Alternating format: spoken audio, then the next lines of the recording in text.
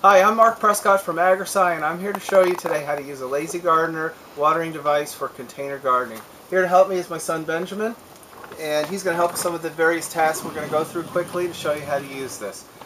Ben is 9, he's not really this tall, he's on a cement block. I told him if it worked for Paul Newman, it would work for him. Alright, so to start off, what I've done here is I have a Lazy Gardener soaking in a small pan of water. This just helps to prime the device. It's best to get it wet first before you put it into the soil. Alright, so what we're going to do first is I have a 4.7 gallon container here. I'm going to put some gravel stone, just drainage stone in the bottom of the container. Ben, why don't you smooth that out for me? And what the stone does is obviously it helps with drainage, which you don't need a lot of when you're using the Lazy Gardener, but it mostly helps to dissipate the heat evenly, so it heats more efficiently. And I've added about 1.5 inches to 2 inches of stone in the bottom of the container. You can see here. And now what I'm going to do is I'm going to take the Lazy Gardener out of the water. Okay. And I'm gonna keep it banded so it stays in a loop, like so. And I'm gonna put it in the bottom of the container. You can see, this is what it's gonna look like in the bottom of the container. You can push it in just slightly if you wish, or you can just leave it on top of the stones. Now the Lazy Gardener is not just a watering device. What we use an evaporative process for watering the plant with the Lazy Gardener. It uses evaporation from heat that's running through the system to evaporate the moisture off of the wick and into the soil. And what this is a very efficient way to water.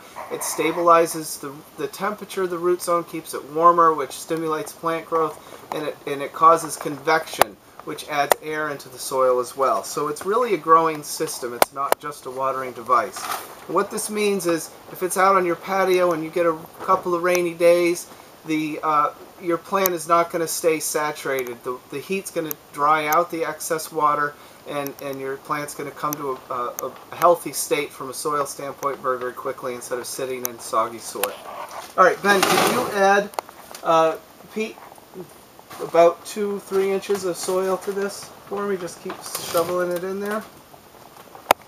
And what we have here is I have a Red Robin tomato. This is a dwarf tomato. It's going to get about 18 inches tall. And it gets a lot of fruit. It's a prolific plant from a fruiting standpoint. It gets about 1-inch tomatoes, so it's not like a cherry. It's almost like a small table tomato, and it's perfect for containers. Keep adding, Ben.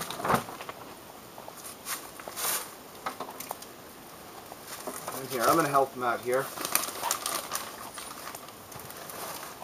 Just pack it gently in as you're going. Good.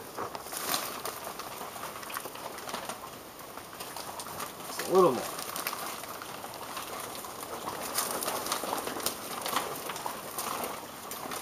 Getting it all over your sleeves. Okay. Now I'm going to add the tomato. Now what you want to do with a tomato plant is, actually I'm going to keep it right in the peat pot, is you want to bury it deep. I'm going to bury a little more than half of this plant in the container. And what that's going to do is create more roots, and very, very quickly. And that will establish the plant faster.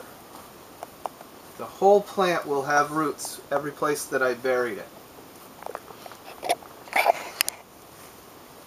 Build that up a little more, and now we can keep going.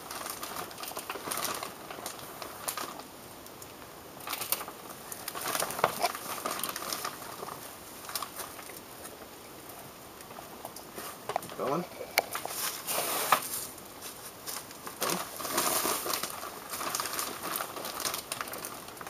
Okay, almost enough here.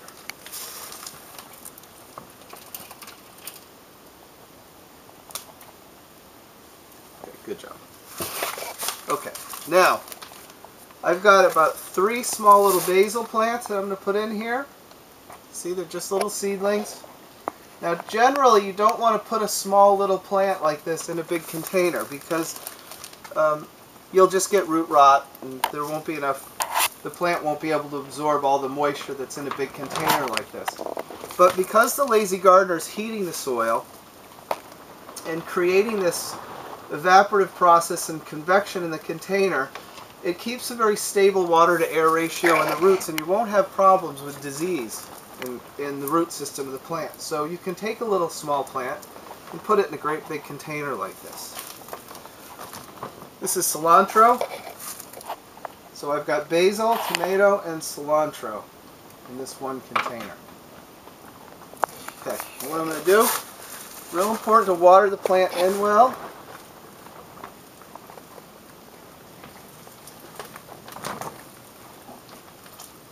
So make sure it's watered well initially. After this, you won't have to water your plant. The lazy gardener will slowly keep water moving through the soil system as the plant needs it. Let that drain out. Clean your plants off a little bit. Okay, can you see this?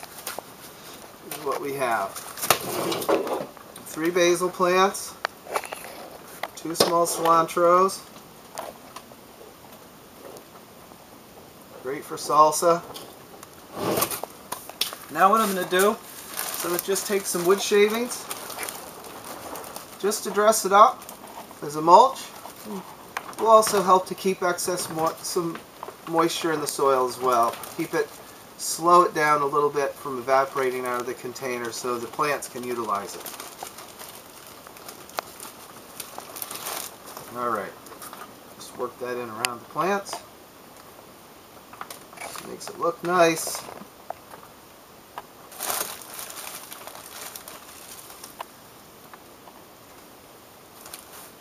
Okay, in about 2 days all these plants will come right out of here and start to grow really vigorously.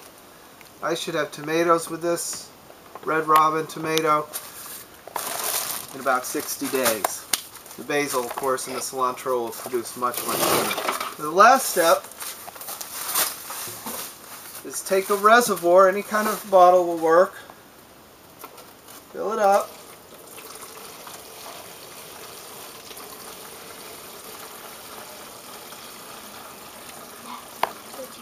yep, sure can. Fill it up, insert the wick into the bottle, and just push it behind. Plug your lazy gardener in and you're finished. And that should be all the watering that you need. I'm Mark Prescott from Agriside. This is Ben. Anna's on the camera for me. She's my daughter. Have a great day and happy gardening.